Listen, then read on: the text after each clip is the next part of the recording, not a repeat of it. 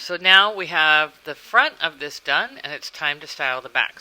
So let's bring that copy that we pasted there off to the side of this page, since that's the one we're working on. So the first thing I want to do is I want to put that border on the back. So I'm going to go to Object, Unlock All on Spread. I'm going to do Command C to copy that border, and then here's the important part. I'm going to click onto the second page, and then I'm going to go to Edit, Paste in Place. What that does is it puts the border in exactly the same place, which is good. We want that. So I'm going to then lock that to get it out of my way, and I'll lock the one on the front page too. Now let's put our image that goes at the top. That's the variety of frozen yogurt. And this one I'm going to paste actually across the top and cut off the border. So I can see on my links panel that this is 207 ppi, and that works. So let's preview that and see how that looks. And now you can either leave it in front of the border, so it's like that, or you could put it behind the border by doing Shift Command and the left bracket. Now when I preview, you can see it's behind it, so that's up to you. Now we need our copy about the nutritional information. So I'm going to grab all that, make a box right at the margins, paste that, and then this is easy because we already have it set up. So I'll just go to my style sheets, I'll do a subhead, and then for the rest of that I will do text. And let's move that box up a little bit closer. And I think, see how freezer is broke? You don't want any odd breaks, so I'm going to grab all of that text, take this -3 for the tracking there, and that fixes it perfectly. Now for the rest of this space, I'm going to make a table. So I'm going to go to Table, Create Table, and this time I want 13 rows and I want 5 columns. And it's loaded in my cursor, and I'm going to drag it from the left margin all the way down. And there it is. Not very pretty, but again, we'll just style it. So now I'm going to select the whole thing with my cursor because I'm in the text tool. Tables are controlled from the text tool. And again, I want to put a white border on all of this. So we come up here again and click so that all the lines are selected. That's how you can change the lines selectively. Maybe you just want the outside stroke to be white and the inside stroke to be black or something like that, but we want all of it white. So I'm going to go here to white, and then I'm going to color the cells. So I want you to highlight all of this, and what we want to do is create alternating cells so that it goes dark teal, light teal, dark, light teal, just to make it a little bit more interesting. So we're going to go to Table.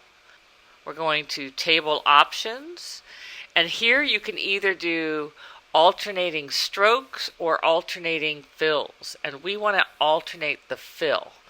So the pattern that we want under fills is every other row, like that. We want every other row to be a different color, and the color that we want to use is the dark teal. It doesn't matter which one you start with, and the light teal.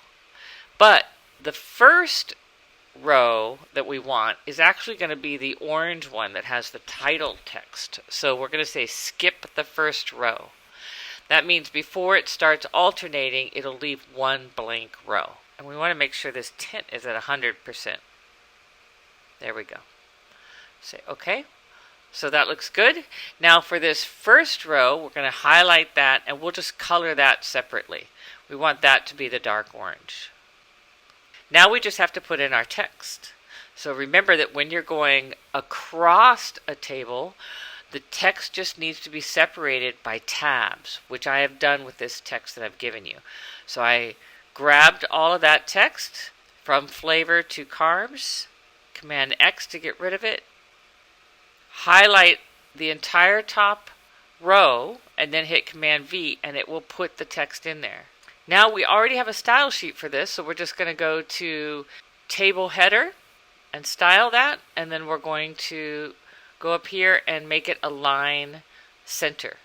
All we have to do now is put in the flavors and the numbers. So I'm going to grab all of these flavors, highlight them, Command X to delete them, and I'm going to highlight this whole first column under flavor, and say Command V. And because each of those had a return after them, they jumped to the next cell. Now, if there was no return after each of these flavors, they would have all pasted into one cell. And I can call this table copy, and then again go up here and center the alignment. As far as the numbers, we're just going to take this one row of numbers, copy it, or Command X to delete it, highlight the first row, Command V, highlight the second row, Command V, third, and the last one. And then I'm going to grab all that text and make it into table copy, and then make the spacing centered. So there you go. That's it. Now you could manipulate the width of some of these columns. So I could make fat more narrow since it's a shorter word, and maybe flavor has more space. So I could do it like that, giving it kind of more importance. Now let's look at it in preview. Make sure everything looks good. No mistakes. Everything's spaced out with the margins and the stroke. We probably could make that stroke a little bit larger. It'll still go from the outside in, so we don't have to worry about losing our bleed. I'm just going to make it go 27, 28. I'll do the same for this one. Make sure that they're both the same. And then to export this for printing, we just hit export, yogurt menu, PDF print, and then we go to marks and bleeds. We want the crop mark and use document bleed settings, export, and there it is. And you can see that the trim marks trim off the edge of the border on both the front and the back. Resolution is good, everything's lined up.